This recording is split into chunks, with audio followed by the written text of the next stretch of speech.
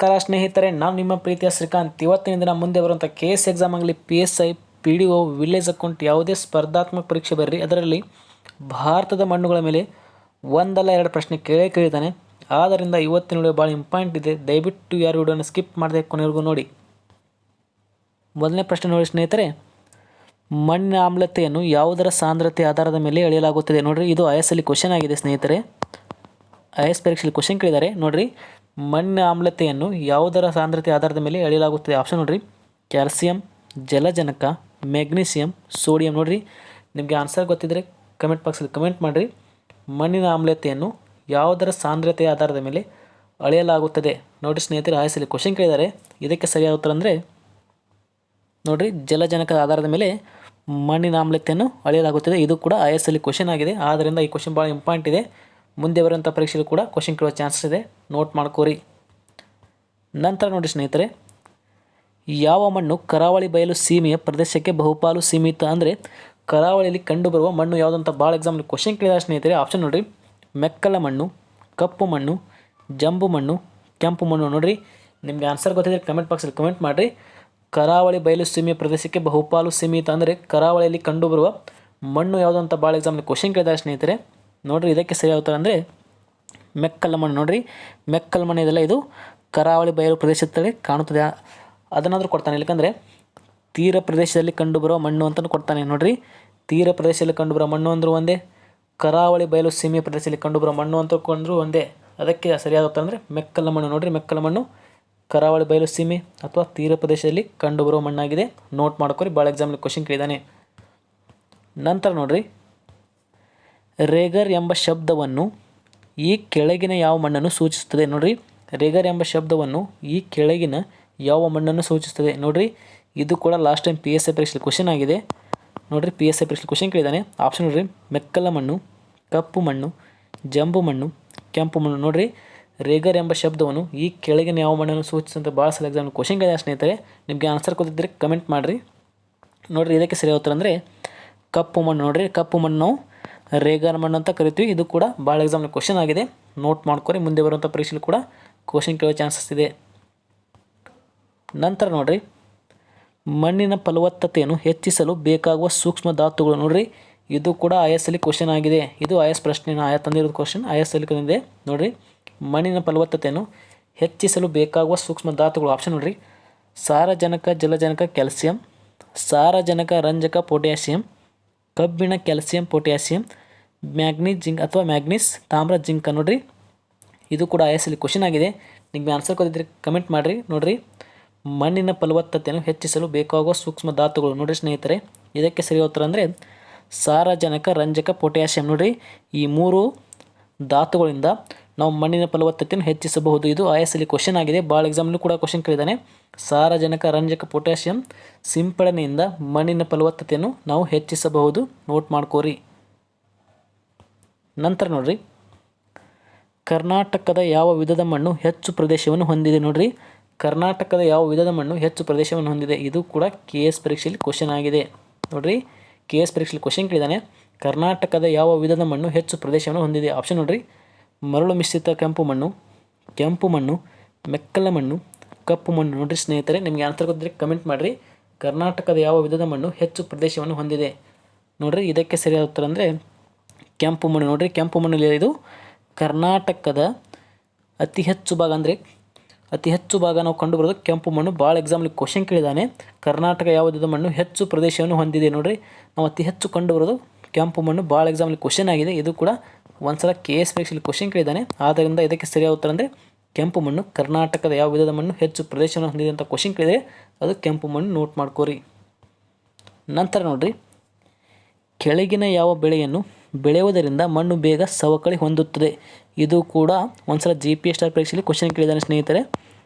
GPSR ಅಂದರೆ teacher ಪರೀಕ್ಷೆಯಲ್ಲಿ question ಆಗಿದೆ. ಕೆಳಗಿನ ಯಾವ ಬೆಳೆಯನ್ನು ಬೆಳೆಯುವುದರಿಂದ ಮಣ್ಣು ಬೇಗ ಸವಕಳಿಯನ್ನು ಹೊಂದುತ್ತದೆ? ಭಾಳ ಎಕ್ಸಾಮ್ಲಿ ಕ್ವಶನ್ ಕೇಳಿದೆ. ಆದರೆ ಒಂದ್ಸಲ GPSR ಪರೀಕ್ಷೆಯಲ್ಲಿ ಕ್ವಶನ್ ಆಗಿದೆ. ಆಪ್ಷನ್ ನೋಡಿರಿ, ಸ್ವರ್ಗಂ, ಆಲೂಗಡ್ಡೆ, ಗೋಧಿ, ಲವಂಗ. ನೋಡಿರಿ, ಯಾವ ಮಣ್ಣನ್ನು ಅಥವಾ ಯಾವ ಬೆಳೆಯನ್ನು ಬೆಳೆಯುವುದರಿಂದ ಮಣ್ಣು ಬೇಗ ಸವಕಳಿ ಹೊಂದುತ್ತದೆ ಕ್ವಶನ್ ಕೇಳಿದ್ದಾನೆ ಸ್ನೇಹಿತರೆ. ಇದಕ್ಕೆ ಸರಿಯಾದ ಉತ್ತರ ಅಂದರೆ ಲವಂಗ. ನೋಡಿರಿ, ಲವಂಗ ಬೆಳೆಯೋದರಿಂದ ಮಣ್ಣು ಬೇಗ ಸವಕಳಿ ಹೊಂದುತ್ತದೆ. ಇದು GPS ಪರೀಕ್ಷೆಯಲ್ಲಿ ಕ್ವಶನ್ ಕೇಳಿದಾನೆ, ಆನ್ಸರ್ ಕೂಡ ಇದೇ ಕೊಟ್ಟಿದ್ದಾನೆ, ನೋಟ್ ಮಾಡ್ಕೋರಿ. ನಂತರ ನೋಡ್ರಿ, ಭತ್ತದ ಬೆಳೆಗೆ ಕೆಳಗಿನ ಯಾವ ಮಣ್ಣು ಸೂಕ್ತ? ನೋಡ್ರಿ, ಭತ್ತದ ಬೆಳೆಗೆ ಕೆಳಗಿನ ಯಾವ ಮಣ್ಣು ಸೂಕ್ತ? ಆಪ್ಷನ್ ನೋಡ್ರಿ, ಕಪ್ಪು ಮಣ್ಣು, ಗಡಸು ಮಣ್ಣು, ಜೇಡಿ ಮಣ್ಣು, ಕೆಂಪು ಮಣ್ಣು. ನಿಮಗೆ ಆನ್ಸರ್ ಗೊತ್ತಿದ್ದರೆ ಕಮೆಂಟ್ ಮಾಡಿರಿ. ಭತ್ತದ ಬೆಳೆಗೆ ಕೆಳಗಿನ ಯಾವ ಮಣ್ಣು ಸೂಕ್ತ? ನೋಡಿರಿ ಸ್ನೇಹಿತರೆ, ಇದಕ್ಕೆ ಸರಿಯಾದ ಉತ್ತರ ಅಂದರೆ ಜೇಡಿ ಮಣ್ಣು. ನೋಡಿರಿ, ಜೇಡಿ ಮಣ್ಣು ಇದೆಲ್ಲ ಇದು ಭತ್ತದ ಬೆಳೆಗೆ ಸೂಕ್ತವಾಗಿದೆ. ಇದು ಕೂಡ ಕ್ವಶನ್ ಆಗಿದೆ, ನೋಟ್ ಮಾಡ್ಕೋರಿ. ನಂತರ ನೋಡ್ರಿ, ಪೆಡಾಲಜಿ ಎಂದರೇನು? ನೋಡ್ರಿ, ಪೆಡಾಲಜಿ ಎಂದರೇನು? ಆಪ್ಷನ್ ನೋಡ್ರಿ, ಭೂಕಂಪದ ಬಗ್ಗೆ ಅಧ್ಯಯನ, ಶಿಲೆಗಳ ಬಗ್ಗೆ ಅಧ್ಯಯನ, ಮಣ್ಣಿನ ಬಗ್ಗೆ ಅಧ್ಯಯನ, ಕೀಟಗಳ ಬಗ್ಗೆ ಅಧ್ಯಯನ. ನಿಮಗೆ ಆನ್ಸರ್ ಗೊತ್ತಿದ್ದರೆ ಕಮೆಂಟ್ ಮಾಡಿರಿ. ಪೆಡಾಲಜಿ ಎಂದರೇನು? ನೋಡಿರಿ ಸ್ನೇಹಿತರೆ, ಇದಕ್ಕೆ ಸರಿಯಾದ ಉತ್ತರ ಅಂದರೆ ಪೆಡಾಲಜಿ ಮಣ್ಣಿನ ಬಗ್ಗೆ ಅಧ್ಯಯನ ಮಾಡೋದಕ್ಕೆ ನಾವು ಪೆಡಾಲಜಿ ಅಂತ ಕರಿತೀವಿ. ಇದು ಕೂಡ ಭಾಳ ಎಕ್ಸಾಮಲ್ಲಿ ಕ್ವಶನ್ ಆಗಿದೆ, ನೋಟ್ ಮಾಡ್ಕೋರಿ. ಪೆಡಾಲಜಿ ಅಂದರೆ ಮಣ್ಣಿನ ಬಗ್ಗೆ ಅಧ್ಯಯನ. ನಂತರ ನೋಡ್ರಿ, ಮಣ್ಣಿನಲ್ಲಿ ಕಂಡುಬರುವ ಆಮ್ಲ. ನೋಡ್ರಿ, ಇದು ಕೂಡ ಭಾಳ ಎಕ್ಸಾಮಲ್ಲಿ ಕ್ವಶನ್ ಆಗಿದೆ. ಮಣ್ಣಿನಲ್ಲಿ ಕಂಡುಬರುವ ಆಮ್ಲ ಆಪ್ಷನ್ ನೋಡ್ರಿ, ಅಸಿಟಿಕ್ ಆಮ್ಲ, ಫಾರ್ಮಿಕ್ ಆಮ್ಲ, ಕಾರ್ಬೋನಿಕ್ ಆಮ್ಲ, ಹ್ಯೂಮಿಕ್ ಆಮ್ಲ. ನೋಡಿರಿ, ಮಣ್ಣಿನಲ್ಲಿ ಕಂಡುಬರುವ ಆಮ್ಲ ನಿಮಗೆ ಗೊತ್ತಿದ್ದರೆ ಕಮೆಂಟ್ ಮಾಡಿರಿ. ನೋಡಿರಿ ಸ್ನೇಹಿತರೆ, ಇದಕ್ಕೆ ಸರಿಯಾದ ಉತ್ತರ ಅಂದರೆ ಹ್ಯೂಮಿಕ್ ಆಮ್ಲ. ನೋಡಿರಿ, ಹ್ಯೂಮಿಕ್ ಆಮ್ಲ ಇದರಲ್ಲಿ ಇದು ಮಣ್ಣಿನಲ್ಲಿ ಕಂಡುಬರುವ ಪ್ರಮುಖವಾದ ಆಮ್ಲ ಆಗಿದೆ. ಭಾಳ ಎಕ್ಸಾಮ್ನಲ್ಲಿ ಕ್ವಶನ್ ಕೇಳಿದ್ದಾನೆ, ನೋಟ್ ಮಾಡ್ಕೋರಿ. ಹ್ಯೂಮಿಕ್ ಆಮ್ಲ ಮಣ್ಣಿನಲ್ಲಿ ಕಂಡುಬರುವ ಆಮ್ಲ. ನಂತರ ನೋಡಿರಿ, ಅತಿ ಹೆಚ್ಚು ತೇವಾಂಶ ಹಿಡಿದಿಟ್ಟುಕೊಳ್ಳುವ ಗುಣವಿರುವ ಮಣ್ಣು. ನೋಡಿರಿ, ಅತಿ ಹೆಚ್ಚು ತೇವಾಂಶ ಹಿಡಿದಿಟ್ಟುಕೊಳ್ಳುವ ಮಣ್ಣಿರುವ ಗುಣ. ನೋಡಿರಿ, ಕೆಂಪು ಮಣ್ಣು, ಕಪ್ಪು ಮಣ್ಣು, ಜಂಬಟಿಗೆ ಮಣ್ಣು, ಕರಾವಳಿ ಮೆಕ್ಕಲು ಮಣ್ಣು. ನೋಡಿರಿ, ಅತಿ ಹೆಚ್ಚು ತೇವಾಂಶ ಹಿಡಿದಿಟ್ಟುಕೊಳ್ಳುವ ಗುಣವಿರುವ ಮಣ್ಣು ಭಾಳ ಎಕ್ಸಾಮ್ನಲ್ಲಿ ಕ್ವಶನ್ ಆಗಿದೆ. ನೋಡಿರಿ ಸ್ನೇಹಿತರೆ, ಇದಕ್ಕೆ ಸರಿಯಾದ ಉತ್ತರ ಅಂದರೆ ಕಪ್ಪು ಮಣ್ಣು. ನೋಡಿರಿ, ಕಪ್ಪು ಮಣ್ಣಿಲ್ಲ, ಇದು ಅತಿ ಹೆಚ್ಚು ತೇವಾಂಶ ಹಿಡಿದಿಟ್ಟುಕೊಳ್ಳುತ್ತದೆ. ಇದು ಕೂಡ ಭಾಳ ಎಕ್ಸಾಮ್ನಲ್ಲಿ ಕ್ವಶನ್ ಕೇಳಿದ್ದಾನೆ, ನೋಟ್ ಮಾಡ್ಕೋರಿ. ನಂತರ ನೋಡಿರಿ, ಕಪ್ಪು ಮಣ್ಣಿನ ಅತ್ಯಂತ ವಿಸ್ತಾರ ಪ್ರದೇಶ ಹೊಂದಿರುವ ರಾಜ್ಯ. ಇದು ಕೂಡ ಒಂದು ಸಲ PSI ಪರೀಕ್ಷೆಯಲ್ಲಿ ಕ್ವಶನ್ ಆಗಿದೆ. ನೋಡಿರಿ, PSI ಪರೀಕ್ಷೆಯಲ್ಲಿ ಕ್ವಶನ್ ಆಗಿದೆ. ಕಪ್ಪು ಮಣ್ಣಿನ ಅತ್ಯಂತ ವಿಸ್ತಾರ ಪ್ರದೇಶ ಹೊಂದಿರುವ ರಾಜ್ಯ. ಆಪ್ಷನ್ ನೋಡಿರಿ, ಗುಜರಾತ, ಮಹಾರಾಷ್ಟ್ರ, ಕರ್ನಾಟಕ, ಆಂಧ್ರ ಪ್ರದೇಶ. ನೋಡಿರಿ, ಕಪ್ಪು ಮಣ್ಣಿನ ಅತ್ಯಂತ ವಿಸ್ತಾರ ಅಂದರೆ ಕಪ್ಪು ಮಣ್ಣು ಅತಿ ಹೆಚ್ಚು ಹೊಂದಿರುವ ರಾಜ್ಯ ಯಾವುದಂತ ಭಾಳ ಎಕ್ಸಾಮ್ಲಿ ಕ್ವಶನ್ ಕೇಳಿದಾನೆ ಸ್ನೇಹಿತರೆ. ಇದಕ್ಕೆ ಸರಿಯಾದ ಉತ್ತರ ಅಂದರೆ ಮಹಾರಾಷ್ಟ್ರ. ನೀವು ಕೇಳಿರಬೇಕು ಡೆಕ್ಕನ್ ಡ್ರಾಪ್ ಅಂತ. ನೋಡಿರಿ, ಡೆಕ್ಕನ್ ಡ್ರಾಪ್ ಅಂತ ಕೇಳಿರಬೇಕು ಸ್ನೇಹಿತರೆ. ಇದು ಕಂಡುಬರೋದು ಕೂಡ ಮಹಾರಾಷ್ಟ್ರದಲ್ಲಿ, ಯಾಕಂದರೆ ಅಲ್ಲಿ ಅತಿ ಹೆಚ್ಚು ಕಪ್ಪು ಮಣ್ಣು ಕಂಡಿದೆ. ಆದ್ದರಿಂದ ಮಹಾರಾಷ್ಟ್ರ ರಾಜ್ಯದಲ್ಲಿ ಅತಿ ಹೆಚ್ಚು ಕಪ್ಪು ಮಣ್ಣು ವಿಸ್ತಾರ ಹೊಂದಿದೆ. ಇದು ಕೂಡ ಭಾಳ ಎಕ್ಸಾಮ್ಲಿ ಕ್ವಶನ್ ಆಗಿದೆ. ಡೆಕ್ಕನ್ ಡ್ರಾಪ್ ಅಂದ್ರೆ ಒಂದೇ, ಕಪ್ಪು ಮಣ್ಣು ಕಂಡಿರುವ ಪ್ರದೇಶ ಅಂದರೂ ಒಂದೇ, ನೆನಪಿರಿ, ಅದು ಮಹಾರಾಷ್ಟ್ರ, ನೋಟ್ ಮಾಡ್ಕೋರಿ. ನಂತರ ನೋಡಿರಿ, ಲ್ಯಾಟ್ರೈಟ್ ಮಣ್ಣು ಭಾರತದಲ್ಲಿ ಎಲ್ಲಿ ದೊರೆಯುತ್ತದೆ? ನೋಡಿರಿ, ಲ್ಯಾಟ್ರೈಟ್ ಮಣ್ಣು ಭಾರತದಲ್ಲಿ ಎಲ್ಲಿ ದೊರೆಯುತ್ತದೆ? ಆಪ್ಷನ್ ನೋಡಿರಿ, ಪಶ್ಚಿಮ ಘಟ್ಟಗಳು, ಪೂರ್ವ ಘಟ್ಟಗಳು, ಮಧ್ಯಪ್ರದೇಶ ಸಾತ್ಪುರ್, ಡೆಕ್ಕನ್ ಡ್ರಾಪ್. ನೋಡಿರಿ, ಲ್ಯಾಟ್ರೈಟ್ ಮಣ್ಣು ಕಂಡುಬರೋದು ಅಥವಾ ಭಾರತದಲ್ಲಿ ಪ್ರಮುಖವಾಗಿ ದೊರೆಯುವುದು. ನೋಡಿ ಸ್ನೇಹಿತರೆ, ಇದಕ್ಕೆ ಸರಿಯಾದ ಅಂದರೆ ಪೂರ್ವ ಘಟ್ಟಗಳಲ್ಲಿ. ನೋಡಿರಿ, ಲ್ಯಾಟ್ರೈಟ್ ಮಣ್ಣು ನಮಗೆ ಪ್ರಮುಖವಾಗಿ ಕಂಡುಬರೋದು ಭಾರತದ ಪೂರ್ವ ಘಟ್ಟಗಳಲ್ಲಿ, ನೆನಪಿರಲಿ. ಲ್ಯಾಟ್ರೈಟ್ ಮಣ್ಣು ಪ್ರಮುಖವಾಗಿ ಕಂಡುಬರೋದು ಅಥವಾ ಭಾರತದಲ್ಲಿ ದೊರೆಯೋದಂಥ ಕ್ವಶನ್ ಕೇಳಿದರೆ ಅದು ಪೂರ್ವ ಘಟ್ಟಗಳಲ್ಲಿ, ನೋಟ್ ಮಾಡ್ಕೋರಿ. ನಂತರ ನೋಡಿರಿ, ಹತ್ತಿ ಕೃಷಿಗೆ ಅತ್ಯಂತ ಸೂಕ್ತವಾಗಿರೋ ಮಣ್ಣು. ನೋಡಿರಿ, ಇದಂತೂ ನಿಮಗೆ ಗೊತ್ತಿರುತ್ತೆ, ಭಾಳ ಎಕ್ಸಾಮ್ನ ಕ್ವಶನ್ ಕೇಳ್ತಾನೆ. ನೋಡಿರಿ, ಹತ್ತಿ ಕೃಷಿಗೆ ಅತ್ಯಂತ ಸೂಕ್ತವಾಗಿರೋ ಮಣ್ಣು ಕೆಂಪು ಮಣ್ಣು, ಅವೆ ಮಣ್ಣು ಯುಕ್ತ, ಮೆಕ್ಕಲ ಮಣ್ಣು, ಕಪ್ಪು ಮಣ್ಣು. ನೋಡಿರಿ ಸ್ನೇಹಿತರೆ, ನಿಮಗೆ ಗೊತ್ತಿದ್ದರೆ ಕಮೆಂಟ್ ಮಾಡಿರಿ. ಹತ್ತಿ ಕೃಷಿಗೆ ಅತ್ಯಂತ ಸೂಕ್ತವಾಗಿರೋ ಮಣ್ಣು ಅಂದರೆ ಅದು ಕಪ್ಪು ಮಣ್ಣು. ಭಾಳ ಎಕ್ಸಾಮ್ನ ಕ್ವಶನ್ ಕೇಳಿದಾನೆ, ನೋಟ್ ಮಾಡ್ಕೋರಿ. ನಂತರ ನೋಡಿರಿ, ಮಣ್ಣಿನ ಸವೆತವು ಇದರಿಂದ ಉಂಟಾಗುತ್ತದೆ. ನೋಡಿರಿ, ಮಣ್ಣಿನ ಸವೆತವು ಇದರಿಂದ ಉಂಟಾಗುತ್ತದೆ. ಇದು ಕೂಡ KS ಪರೀಕ್ಷೆ ಅಲ್ಲಿ ಕ್ವಶನ್ ಆಗಿದೆ. ಆಪ್ಷನ್ ನೋಡಿರಿ, ಅರಣ್ಯನಾಶ, ಅತಿಯಾಗಿ ಮೇಯಿಸುವುದು, ಅವೈಜ್ಞಾನಿಕ ಬೇಸಾಯ ಪದ್ಧತಿ, ಮೇಲ್ಮೈ ಎಲ್ಲವೂ. ನೋಡಿರಿ ಸ್ನೇಹಿತರೆ, ಮಣ್ಣಿನ ಸವೆತ ಇದರಿಂದ ಉಂಟಾಗುತ್ತೆ ಅಂತ ಕ್ವಶನ್ ಕೇಳಿದಾನೆ KS ಎಕ್ಸಾಮಲ್ಲಿ. ನೋಡಿರಿ, ಇದಕ್ಕೆ ಸರಿಯಾದ ಉತ್ತರ ಅಂದರೆ ಮೇಲ್ಮೈ ಎಲ್ಲವೂ. ನೋಡಿರಿ, ಅರಣ್ಯನಾಶದಿಂದ ಮಣ್ಣು ಸವೆತ ಆಗುತ್ತೆ. ಅತಿಯಾಗಿ ಮೇಯಿಸುವುದರಿಂದ, ನೋಡಿ, ನಾವು ಪ್ರಾಣಿಗಳನ್ನು ಅತಿಯಾಗಿ ಮೇಯಿಸುವುದರಿಂದ ಅದು ಕೂಡ ಮಣ್ಣಿನ ಸವೆತಕ್ಕೆ ಕಾರಣವಾಗುತ್ತದೆ. ನಂತರ ಅವೈಜ್ಞಾನಿಕ ಬೇಸಾಯ ಪದ್ಧತಿ, ಇಷ್ಟೆಲ್ಲ ವಿಚಾರಗಳು ಮಣ್ಣಿನ ಸವೆತಕ್ಕೆ ಪ್ರಮುಖವಾಗಿ ಕಾರಣವಾಗುತ್ತದೆ, ನೋಟ್ ಮಾಡ್ಕೋರಿ. ನಂತರ ನೋಡಿರಿ, ಇದು ಆಯಸರಿ ಕೇಳಿದೆ. ನೋಡಿರಿ, ಮಣ್ಣಿನಲ್ಲಿ ಅತ್ಯಂತ ಆಳವಾಗಿ ಬಿತ್ತಿರುವ ಬೀಜ ಮೊಳಕೆ ಬಾರದೆ ಹೋಗಬಹುದು ಏಕೆಂದರೆ. ಇದು IS ಪ್ರಶ್ನೆ. ನಿಮಗೆ ಡೌಟ್ ಇದ್ದರೆ IS ಪ್ರಶ್ನೆ ಪತ್ರಿಕೆ ತೆಗಿರಿ, ಅದರಲ್ಲಿ ಕ್ವಶನ್ ಇದೆ ನೋಡಿರಿ. ಇದು ಮಣ್ಣಿನಲ್ಲಿ ಅತ್ಯಂತ ಆಳವಾಗಿ ಬಿತ್ತಿರುವ ಬೀಜ ಮೊಳಕೆ ಬಾರದೆ ಹೋಗಬಹುದು ಏಕೆಂದರೆ. ನೀವು ಒಂದು ಹೊಲದಲ್ಲಿ ಹೋದಾಗ ಈ ರೀತಿ ಒಂದು ಸನ್ನಿವೇಶ ನೀವು ಗಮನಿಸಿರ್ಬೋದು ಸ್ನೇಹಿತರೆ. ಅದಕ್ಕೆ ಏನು ಕಾರಣ ಅಂತ ನೋಡಿರಿ. ಆಪ್ಷನ್ ನೋಡಿರಿ, ಮೊಳಕೆ ಮಣ್ಣಿನ ಮೇಲ್ಭಾಗದವರೆಗೆ ತಲುಪದೇ ಹೋಗಬಹುದು. ನೋಡಿರಿ, ಆಪ್ಷನ್ ನೋಡಿರಿ, ಬೀಜಗಳಿಗೆ ಆಮ್ಲಜನಕ ದೊರೆಯುವುದಿಲ್ಲ, ಬೀಜಗಳಿಗೆ ಬೆಳಕು ದೊರೆಯುವುದಿಲ್ಲ. ಆಳದಲ್ಲಿರುವ ಒತ್ತಡ ಬೆಳವಣಿಗೆಯನ್ನು ತಡೆಯಬಹುದು. ನೋಡಿರಿ, ಆಳದಲ್ಲಿರುವ ಒತ್ತಡ ಬೆಳವಣಿಗೆ ತಡೆಯಬಹುದು. ಇದಕ್ಕೆ ಸರಿಯಾದ ಉತ್ತರ ಸ್ನೇಹಿತರೆ ನಿಮಗೆ ಗೊತ್ತಿದ್ದರೆ ಕಮೆಂಟ್ ಮಾಡಿರಿ. ನೋಡಿರಿ, ಮಣ್ಣಿನಲ್ಲಿ ಅತ್ಯಂತ ಆಳವಾಗಿ ಬಿತ್ತಿರುವ ಬೀಜ ಮೊಳಕೆ ಬಾರದೆ ಹೋಗಬಹುದು, ಏಕೆಂದರೆ ಇದು IASಲ್ಲಿ ಕ್ವಶನ್ ಕೇಳಿದ್ದಾರೆ. ನೋಡಿರಿ ಸ್ನೇಹಿತರೆ, ಇದಕ್ಕೆ ಸರಿಯಾದ ಉತ್ತರ ಅಂದರೆ ಬೀಜಗಳಿಗೆ ಆಮ್ಲಜನಕ ದೊರೆಯುವುದಿಲ್ಲ. ನೋಡಿರಿ, ಇದು ಸರಿಯಾದ ಉತ್ತರ, ನೋಟ್ ಮಾಡ್ಕೋರಿ. IAS ಪ್ರಶ್ನೆ ಇದು. ನೋಡಿರಿ, ಮಣ್ಣಿನಲ್ಲಿ ಅತ್ಯಂತ ಆಳವಾಗಿ ಬೀಜ ಇರುವುದರಿಂದ ಅದು ಮೊಳಕೆ ಬರುವುದಿಲ್ಲ. ಅದಕ್ಕೆ ಕಾರಣ ಏನಂದರೆ ಅದಕ್ಕೆ ಆಮ್ಲಜನಕ ಸರಿಯಾಗಿ ಪೂರೈಕೆ ಆಗುವುದಿಲ್ಲ. ಇದು ಒಂದು ಸರಿಯಾದ ಉತ್ತರವಾಗಿದೆ. ಇದು IASಲ್ಲಿ ಕ್ವಶನ್ ಕೇಳಿದ್ದಾರೆ, ನೆನಪಿರಲಿ. ನೋಡಿರಿ, ಮಣ್ಣಿನಲ್ಲಿ ಅತ್ಯಂತ ಆಳವಾಗಿ ಬಿತ್ತಿರುವ ಬೀಜ ಮೊಳಕೆ ಬಾರದೆ ಹೋಗಬಹುದು, ಏಕೆಂದರೆ ಬೀಜಗಳಿಗೆ ಸರಿಯಾದ ಆಮ್ಲಜನಕ ಪೂರೈಕೆ ಆಗುವುದಿಲ್ಲ. ನೋಟ್ ಮಾಡ್ಕೋರಿ. ನಂತರ ನೋಡಿರಿ, ಮಣ್ಣಿಗೆ ಜಿಪ್ಸಮ್ ಸೇರಿಸಲು ಕಾರಣ. ಇದು ಕೂಡ IASಲ್ಲಿ ಕ್ವಶನ್ ಆಗಿದೆ. ಇವತ್ತಿನ ಪ್ರಶ್ನೆ ಪತ್ರಿಕೆ ಪೂರ್ತಿ IAS ಕ್ವಶನ್ ಆಗಿದೆ. ನೋಡಿರಿ, ಮಣ್ಣಿನಿಗೆ ಜಿಪ್ಸಮ್ ಸೇರಿಸಲು ಕಾರಣ ಆಪ್ಷನ್ ನೋಡಿರಿ, ಮಣ್ಣಿನ ಕ್ಷಾರತೆಯನ್ನು ಹೆಚ್ಚಿಸಲು, ಮಣ್ಣಿನ ಹೀರುವ ಗುಣವನ್ನು ಹೆಚ್ಚಿಸಲು, ಮಣ್ಣಿನ ಗಡಸುತನವನ್ನು ಕಡಿಮೆ ಮಾಡಲು, ಮಣ್ಣಿನ ಕ್ಷಾರತೆಯನ್ನು ಕಡಿಮೆ ಮಾಡಲು. ನಮಗೆ ಆನ್ಸರ್ ಗೊತ್ತಿದ್ದರೆ ಕಮೆಂಟ್ ಮಾಡಿರಿ. ನೋಡಿರಿ, ಮಣ್ಣಿಗೆ ಜಿಪ್ಸಮ್ ಸೇರಿಸಲು ಕಾರಣ. ನೋಡಿರಿ ಸ್ನೇಹಿತರೆ, ಇದಕ್ಕೆ ಸರಿ ಉತ್ತರ ಅಂದರೆ ಮಣ್ಣಿನ ಕ್ಷಾರತೆಯನ್ನು ಕಡಿಮೆ ಮಾಡಲು. ನೋಡಿರಿ, ಭಾಳ ಎಕ್ಸಾಮ್ಲಿ ಕ್ವಶನ್ ಆಗಿದೆ. ಒಂದ್ಸಲ IASಲ್ಲಿ ಕ್ವಶನ್ ಕೇಳಿದ್ದಾರೆ. ಮಣ್ಣಿಗೆ ಜಿಪ್ಸಮ್ ಸೇರಿಸಲು ಕಾರಣ ಅಂತ ಕೇಳಿದರೆ ಮಣ್ಣಿನ ಕ್ಷಾರತೆಯನ್ನು ಕಡಿಮೆ ಮಾಡಲು. ನೋಟ್ ಮಾಡ್ಕೋರಿ. ನಂತರ ನೋಡಿರಿ, ಮಣ್ಣಿನ ಸತ್ವವನ್ನು ಹೆಚ್ಚಿಸುವುದು. ನೋಡಿರಿ, ಮಣ್ಣಿನ ಸತ್ವವನ್ನು ಹೆಚ್ಚಿಸುವುದು ಆಪ್ಷನ್ ನೋಡಿರಿ, ಸರದಿಯ ಮೇಲೆ ಬೇರೆ ಬೇರೆ ಬೆಳೆಗಳನ್ನು ಬೆಳೆಯುವುದು, ಭೂಮಿಯನ್ನು ಬಿತ್ತು ಬಂಜರ ಮಾಡುವುದು, ಮಿಶ್ರ ಬೆಳೆ ಬೆಳೆಯುವುದು, ಮೇಲಿನ ಎಲ್ಲವೂ. ನೋಡಿರಿ, ಇದು KS ಪರೀಕ್ಷೆ ಪ್ರಶ್ನೆ. KS ಪರೀಕ್ಷೆಯಲ್ಲಿ ಕ್ವಶನ್ ಕೇಳಿದ್ದಾನೆ.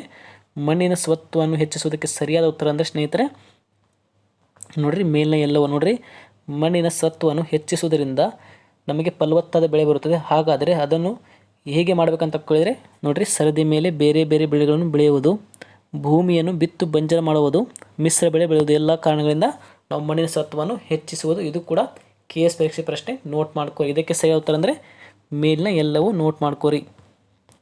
ನಂತರ ನೋಡಿರಿ, ಯಾವ ರೀತಿಯ ಮಣ್ಣು ನೆನೆದಾಗ ಉಬ್ಬುತ್ತದೆ ಮತ್ತು ಒಣಗಿದಾಗ ಬಿರಿಯುತ್ತದೆ. ನೋಡಿರಿ, ಯಾವ ರೀತಿಯ ಮಣ್ಣು ನೆನೆದಾಗ ಉಬ್ಬುತ್ತದೆ ಮತ್ತು ಒಣಗಿದಾಗ ಬಿರುಕು ಬಿಡುತ್ತದೆ. ಇದು ಭಾಳ ಎಕ್ಸಾಮ್ಲಿ ಕ್ವಶನ್ ಆಗಿದೆ ಸ್ನೇಹಿತರೆ. ಮೆಕ್ಕಲ ಮಣ್ಣು, ಕೆಂಪು ಮಣ್ಣು, ಕಪ್ಪು ಮಣ್ಣು, ಜಂಬಟ್ಗಿ ಮಣ್ಣು. ನಿಮಗೆ ಆನ್ಸರ್ ಗೊತ್ತಿದ್ದರೆ ಕಮೆಂಟ್ ಮಾಡಿರಿ. ಯಾವ ರೀತಿಯ ಮಣ್ಣು ನೆನೆದಾಗ ಉಬ್ಬುತ್ತದೆ ಮತ್ತು ಒಣಗಿದಾಗ ಬಿರುಕು ಬಿಡುತ್ತದೆ. ನೋಡಿರಿ ಸ್ನೇಹಿತರೆ, ಇದಕ್ಕೆ ಸರಿಯಾದ ಉತ್ತರ ಅಂದರೆ ಕಪ್ಪು ಮಣ್ಣು. ನೋಡಿರಿ, ಕಪ್ಪು ಮಣ್ಣು ಇದೆಲ್ಲ ಇದು ನೆನೆದಾಗ ಉಬ್ಬುತ್ತದೆ ಮತ್ತು ಒಣಗಿದಾಗ ಬಿರುಕು ಬಿಡುತ್ತದೆ. ನೀವು ಹೊಲದಲ್ಲಿ ಗಮನಿಸಿರ್ಬೋದು, ಕಪ್ಪು ಮಣ್ಣಿನಲ್ಲಿ ಈ ರೀತಿ ಸನ್ನಿವೇಶ ಕಂಡು ಬರ್ತದೆ. ನೋಟ್ ಮಾಡ್ಕೋರಿ. ನಂತರ ನೋಡಿ ಸ್ನೇಹಿತರೆ, ಎರಡು ಬೆಳೆಗಳ ಮಧ್ಯೆ ಭಾರತೀಯ ರೈತರು ಭೂಮಿಯನ್ನು ಉಳುವುದು ಏಕೆಂದರೆ. ಇದು ಕೂಡ IASಲ್ಲಿ ಕ್ವಶನ್ ಆಗಿದೆ. IAS ಪ್ರಶ್ನೆ ಇದು. ಎರಡು ಬೆಳೆಗಳ ಮಧ್ಯೆ ಭಾರತೀಯ ರೈತರು ಭೂಮಿಯನ್ನು ಉಳುವುದು ಏಕೆಂದರೆ. ಆಪ್ಷನ್ ನೋಡ್ರಿ, ಮುಂದಿನ ಪೀಳಿಗೆಗೆ ಮಣ್ಣನ್ನು ಹದಗೊಳಿಸಲು, ಮಣ್ಣಿನ ಹೀರುವ ಗುಣವನ್ನು ಹೆಚ್ಚಿಸಲು, ಮಣ್ಣಿನ ಗಡಸುತನವನ್ನು ಕಡಿಮೆ ಮಾಡಲು, ಮಣ್ಣಿನ ಗರಣಿ ಕಟ್ಟುವಿಕೆಯನ್ನು ತಡೆಯಲು. ನೋಡಿ ಸ್ನೇಹಿತರೆ, IASಲ್ಲಿ ಕ್ವಶನ್ ಕೇಳಿದ್ದಾರೆ. ಎರಡು ಬೆಳೆಗಳ ಮಧ್ಯೆ ಭಾರತೀಯ ರೈತರು ಭೂಮಿಯನ್ನು ಉಳುವುದು ಅಥವಾ ಉಳುಮೆಯನ್ನು ಮಾಡುವುದು ಏಕೆಂದರೆ. ನೋಡಿರಿ ಸ್ನೇಹಿತರೆ, ಇದಕ್ಕೆ ಸರಿಯಾದ ಉತ್ತರ ಅಂದರೆ ಮಣ್ಣಿನ ಗರಣಿ ಕಟ್ಟುವಿಕೆಯನ್ನು ತಡೆಯಲು. ನೋಡಿರಿ, ಇದಕ್ಕೆ ಸರಿಯಾದ ಉತ್ತರ ಅಂದರೆ ಮಣ್ಣಿನ ಗರಣಿ ಕಟ್ಟುವಿಕೆಯನ್ನು ತಡೆಯಲು ಭಾರತೀಯ ರೈತರು ಎರಡು ಬೆಳೆಗಳ ಮಧ್ಯೆ ಭೂಮಿಯನ್ನು ಉಳುಮೆ ಮಾಡುತ್ತಾರೆ. ಇದು ಕೂಡ ಭಾಳ ಎಕ್ಸಾಮ್ ಕ್ವಶನ್ ಆಗಿದೆ. ಇದು IAS ಪ್ರಶ್ನೆ. ನಂತರ ಬರುವ ಪ್ರಶ್ನೆಯಲ್ಲಿ ಕ್ವಶನ್ ಕೇಳುವ ಚಾನ್ಸಸ್ ಇದೆ. ಮುಂದೆ ಪರೀಕ್ಷೆಯಲ್ಲಿ KS ಆಗಲಿ ಅಥವಾ PDO ಎಕ್ಸಾಮಲ್ಲಿ ಪಕ್ಕಾ ಕ್ವಶನ್ ಕೇಳ್ತಾನೆ. ನೋಟ್ ಮಾಡ್ಕೋರಿ. ನಂತರ ನೋಡಿ ಸ್ನೇಹಿತರೆ, ಕೊನೆಯ ಪ್ರಶ್ನೆ. ಉತ್ತರದ ಮೈದಾನಗಳು ಈ ಕೆಳಗಿನ ಯಾವ ಮಣ್ಣಿನಿಂದ ನಿರ್ಮಾಣಗೊಂಡಿದೆ. ನೋಡ್ರಿ, ಇದು ಕೂಡ PSIಯಲ್ಲಿ ಕ್ವಶನ್ ಆಗಿದೆ. ಇದೇ ಕ್ವಶನ್ PSI ಎಕ್ಸಾಮಲ್ಲಿ ಕೇಳಿದಾನೆ. ನೋಡ್ರಿ, ಉತ್ತರದ ಮೈದಾನಗಳು ಈ ಕೆಳಗಿನ ಯಾವ ಮಣ್ಣಿನಿಂದ ನಿರ್ಮಾಣಗೊಂಡಿದೆ. ಆಪ್ಷನ್ ನೋಡ್ರಿ, ಮೆಕ್ಕಲ ಮಣ್ಣು, ಜೌಗು ಮಣ್ಣು, ಕಪ್ಪು ಮಣ್ಣು, ಕೆಂಪು ಮಣ್ಣು. ನೋಡಿರಿ, ನಿಮಗೆ ಆನ್ಸರ್ ಗೊತ್ತಿದ್ದರೆ ಕಮೆಂಟ್ ಮಾಡಿರಿ. ಉತ್ತರದ ಮೈದಾನಗಳು ಈ ಕೆಳಗಿನ ಯಾವ ಮಣ್ಣಿನಿಂದ ನಿರ್ಮಾಣಗೊಂಡಿದೆ. ನೋಡಿರಿ ಸ್ನೇಹಿತರೆ, ಇದಕ್ಕೆ ಸರಿಯಾದ ಉತ್ತರ ಅಂದರೆ ಮೆಕ್ಕಲ ಮಣ್ಣು. ನೋಡಿರಿ, ಮೆಕ್ಕಲ ಮಣ್ಣಿನಿಂದ ಉತ್ತರದ ಮೈದಾನಗಳು ನಿರ್ಮಾಣಗೊಂಡಿದೆ. ಇದು ಕೂಡ ಭಾಳ ಎಕ್ಸಾಮಲ್ಲಿ ಕ್ವಶನ್ ಆಗಿದೆ. ಒಂದು ಸಲ PSI ಪರೀಕ್ಷೆಯಲ್ಲಿ ಕ್ವಶನ್ ಕೇಳಿದ್ದಾನೆ. ಆದ್ದರಿಂದ ಈ ಕ್ವಶನ್ ಇಂಪಾರ್ಟೆಂಟ್ ಆಗುತ್ತೆ ಸ್ನೇಹಿತರೆ. ಇಷ್ಟೆಲ್ಲ ವಿಚಾರಗಳು ನೀವು ಮಣ್ಣು ಅಂತ ಬಂದಾಗ ಪ್ರಮುಖವಾದ ಪ್ರಶ್ನೆ ನಾನು ಚರ್ಚೆ ಮಾಡಿದ್ದೀನಿ. IAS ಪ್ರಶ್ನೆ ಪತ್ರಿಕೆನೇ ಸ್ಟಡಿ ಮಾಡಿ ನಿಮಗೆ ಕ್ವಶನ್ ತಂದಿದ್ದೀನಿ. ಆದ್ದರಿಂದ ಈ ಕ್ಲಾಸ್ ಭಾಳ ಇಂಪಾರ್ಟೆಂಟ್ ಇದೆ. ನಿಮಗೆ ಇಷ್ಟವಾಗಿದ್ದರೆ ನನ್ನ ಚಾನಲ್ ದಯವಿಟ್ಟು ಸಬ್ಸ್ಕ್ರೈಬ್ ಮಾಡಿ. ಎಲ್ಲ ತರಗತಿ ನೋಡಿ ಹಾಗೆ ನಿಮ್ಮ ಸ್ನೇಹಿತರು ಕೂಡ ಶೇರ್ ಮಾಡಿ. ಯಾರು ಟೆಲಿಗ್ರಾಮ್ಗೆ ಜಾಯ್ನ್ ಆಗಿಲ್ಲ, ಡಿಸ್ಕ್ರಿಪ್ಷನ್ ಟೆಲಿಗ್ರಾಮ್ ಚಾನಲ್ ಲಿಂಕ್ ಇರುತ್ತೆ, ದಯವಿಟ್ಟು ಜಾಯ್ನ್ ಆಗಿ. ಮತ್ತೆ ಮುಂದಿನ ತರಗತಿಯಲ್ಲಿ ಸಿಗೋಣ. ಎಲ್ಲರಿಗೂ ಧನ್ಯವಾದಗಳು.